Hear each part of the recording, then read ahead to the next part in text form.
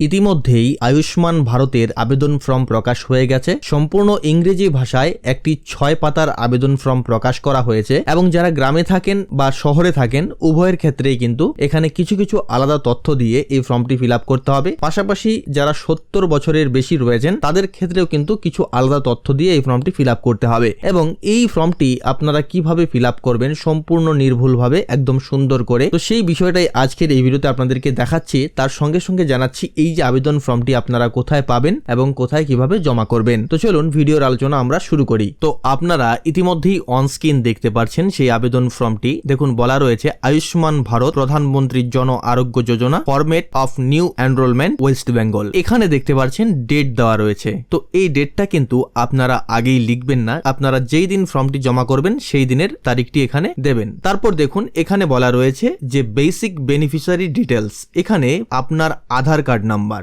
অর্থাৎ যিনি বেনিফিশিয়ারি, এবার বেনিফিশিয়ারিটা কে, যিনি আবেদন করছেন বা আপনার পরিবারের যে এই আয়ুষ্মান ভারত কার্ডের জন্য আবেদন করছেন তার আধার কার্ড নাম্বার এবং তার যে নাম সেই নাম কিন্তু এখানে লিখতে হবে। সঙ্গে সঙ্গে তার যে রেশন কার্ডের নাম্বার সেটা কিন্তু এখানে লিখতে হবে। তারপরে যে অপশন দেখতে পাচ্ছি সেটা হচ্ছে ক্যাটাগরি, অর্থাৎ আপনার যে রেশন কার্ড সেটা কোন category, AAY, SPHH, PHS, RKSY 1, RKSY 2 এবং জেনারেল। তো আপনার ক্ষেত্রে যেটি হবে সেই ঘরটিতে আপনারা টিক দিয়ে দেবেন যেই ঘরটি হবে। তারপর হচ্ছে এখানে দেখুন বলা রয়েছে আধার লিঙ্কেড মোবাইল নাম্বার, অর্থাৎ যিনি আবেদন করছেন, যিনি বেনিফিশিয়ারি, তার আধার কার্ডের সঙ্গে যে মোবাইল নাম্বারটি লিঙ্ক রয়েছে সেই মোবাইল নাম্বারটি কিন্তু এখানে লিখে দিতে হবে। এবং যিনি আবেদন করছেন বেনিফিশিয়ারি তিনি কি পুরুষ কিংবা মহিলা কিংবা অন্যান্য কি হবে সেই ঘরটিতে টিক দিতে হবে এবং সেই আবেদনকারীর যে ডেট অফ বার্থ সেটা কিন্তু এখানে সুন্দর করে লিখতে হবে। জন্মের তারিখ, প্রথমে দিন, তারপর মাস, তারপর সন। তারপর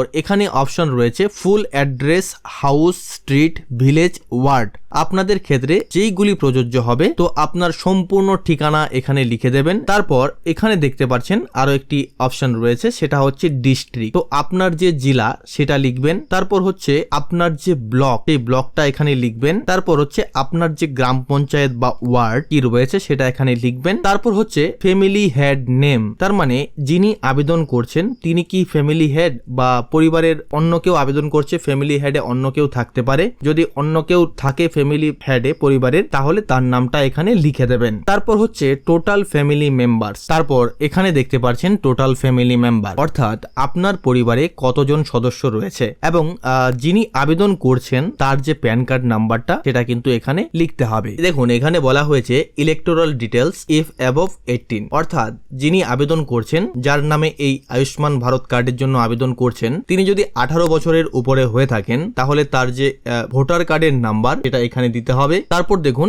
এখানে এসি নাম্বার মানে অ্যাসেম্বলি কনস্টিটিউয়েন্সি নাম্বার, অর্থাৎ আপনার বিধানসভার নাম্বার কত। তারপর হচ্ছে আপনার যে পার্ট নাম্বার, অর্থাৎ সেই বিধানসভার কত নাম্বার অংশ সেটা এখানে লিখতে হবে। এবং দেখুন সিরিয়াল নাম্বার, আপনার যে ভোটার লিস্টে আপনার নাম কত নাম্বার সিরিয়াল নাম্বারে ছিল সেটা এখানে লিখতে হবে। তারপর হচ্ছে আপনাদের যে স্বাস্থ্য সাথী ডিটেলস, মানে যিনি আবেদন করছেন তার যে আগে স্বাস্থ্য সাথী কার্ড ছিল যদি থাকে তাহলে তার স্বাস্থ্য সাথী কার্ডের যে 17 সংখ্যার যে নাম্বারটি সেটি কিন্তু এখানে লিখে দিতে হবে। তারপর দেখুন এখানে বলা হয়েছে এলিজিবিলিটি প্যারামিটার্স, তো এখানে দেখতে পাচ্ছেন বলা হয়েছে ফর রুরাল, মানে যারা গ্রামে বসবাস করেন তাদের কিন্তু এই যে কলামস গুলো এগুলো ফিল আপ করতে হবে।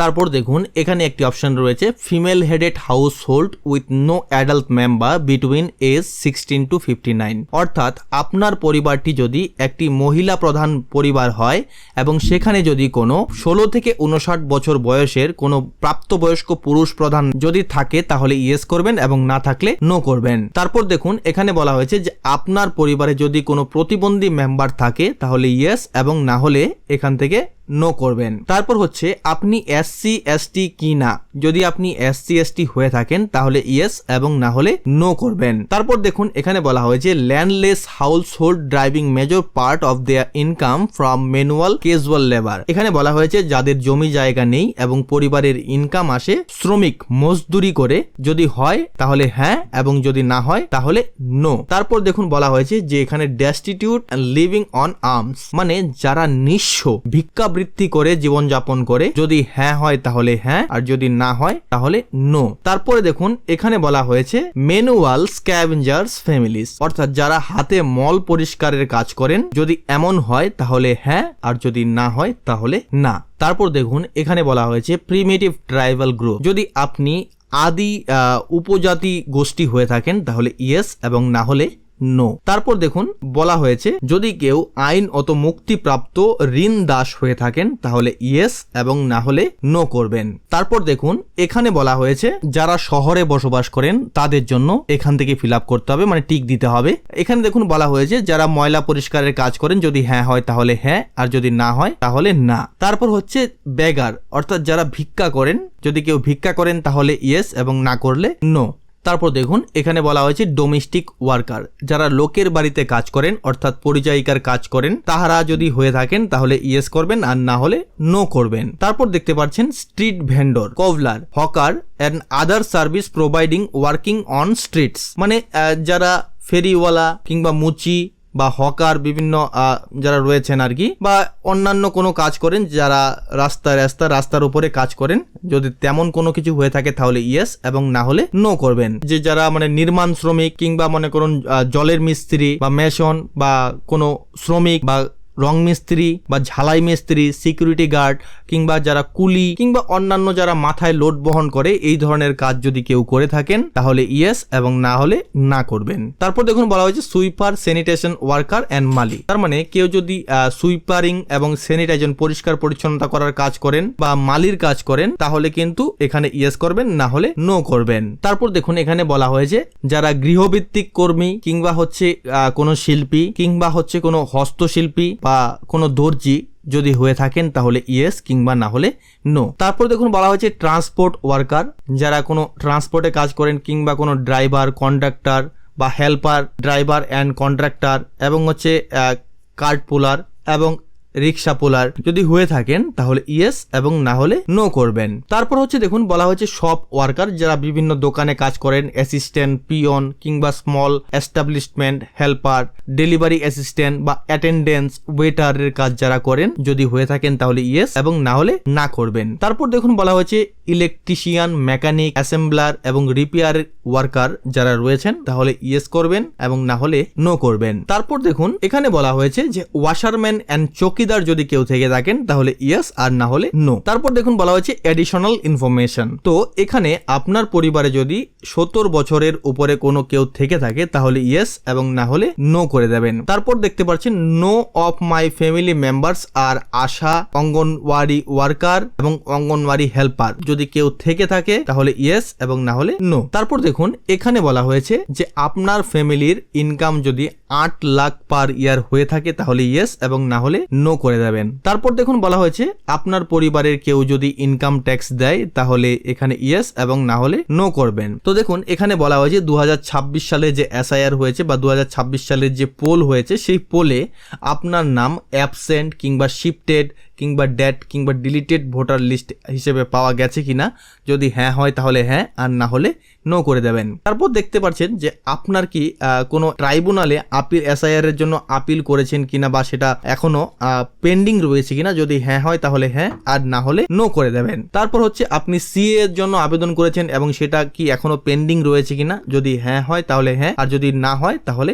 না। তারপর দেখুন বলা হয়েছে beneficiary name deleted from Annapurna Yojana beneficiary list, অর্থাৎ আপনার নাম যদি অন্নপূর্ণা যোজনার বেনিফিশিয়ারি লিস্ট থেকে বাদ পড়ে থাকে তাহলে এখানে ইয়েস না হলে নো করবেন। তারপর দেখতে পাচ্ছেন এখানে declaration and consent of beneficiary, এখানে আপনাদের একটা টিক দিতে হবে, দিয়ে এখানটাকে আপনাদের সিগনেচার অথবা থাম্ব ইমপ্রেশন মানে আঙ্গুলের ছাপ দিতে হবে এবং এখানে আপনার যে আধার নাম্বার এবং হচ্ছে আপনার নাম এবং আপনার রেশন কার্ড নাম্বারটা লিখে দেবেন। দেওয়ার পর আপনার জেন্ডার কি রয়েছে, স্ত্রী, পুরুষ কিংবা অন্যান্য, সেটা সিলেক্ট করবেন এবং আপনার ডেট অফ বার্থটা এখানে লিখবেন, সুন্দর করে লিখে দেবেন এবং কবে জমা করছেন সেটা এখানে লিখবেন। তারপর এখানে দেখতে পাচ্ছেন এখানে বলা রয়েছে জনকল্যাণ শিবির নেম এবং সিগনেচার। 15, 16, 17 তারিখ সারা রাজ্য জুড়ে জনকল্যাণ শিবির অনুষ্ঠিত হচ্ছে এবং সেখান থেকে আপনারা এই ফর্মটা সংগ্রহ করবেন এবং সেখানে যিনি আপনাকে এই ফর্মটি দেবেন তার জন্য আপনার যে আধার কার্ড, রেশন কার্ড, এই ডকুমেন্টসগুলো নিয়ে যাবেন। তখন কিন্তু এই জায়গাটাতে তিনি ফিল আপ করবেন,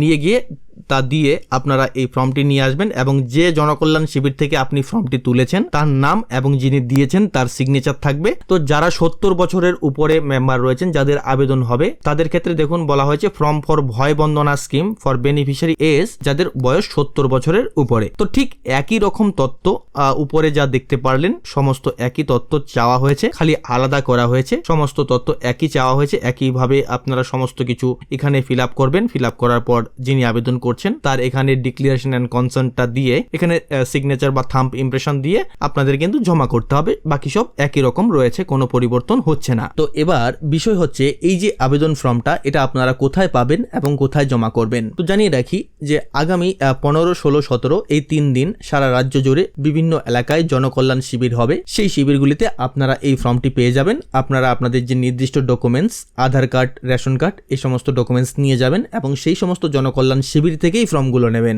বাইরের থেকে কোথাও প্রিন্ট করে নেবেন না, কারণ যখন জনকল্যাণ শিবির থেকে এই ফর্মগুলো সংগ্রহ করবেন হতে পারে সেখানে কিন্তু নতুন করে একটা ফর্মের আইডি থাকবে বা একটা নাম্বার থাকবে এবং সেই জনকল্যাণ শিবিরের কোথা থেকে আপনারা নিয়েছেন সে তার নাম থাকবে এবং যিনি আপনাকে ফর্মটি দিয়েছেন তার একটি সিগনেচার কিন্তু থাকবে। তো বাইরের থেকে যদি আপনি এই ফর্মটি সংগ্রহ করেন তাহলে এই জিনিসগুলো কিন্তু পাবেন না। তো এই জনকল্যাণ শিবির থেকে সেই ফর্মটি সংগ্রহ করে তো আপনাদের আমি দেখিয়ে দিয়েছি কি সুন্দর করে আপনারা ফিল আপ করতে পারবেন। একদম ধীরে সুস্থে সুন্দরভাবে ফর্মটি ফিল আপ করবেন। ফিল আপ করে এর সঙ্গে যে প্রয়োজনীয় কাগজপত্রাদি বা যা যা কাগজপত্র দিতে হবে সমস্ত কিছু জেরক্স করে দিয়ে আবার আপনার যে এলাকার জনকল্যাণ শিবির রয়েছে সেখানে গিয়ে জমা দেবেন। আশা করছি ভিডিওটি আপনারা বুঝতে পেরেছেন এবং ভিডিওটি ভালো লেগেছে। ভালো লাগলে অবশ্যই লাইক করবেন এবং শেয়ার করে অন্যকে দেখার সুযোগ করে দেবেন। ধন্যবাদ প্রথম থেকে শেষ অবধি ভিডিওটির সঙ্গে থাকার জন্য।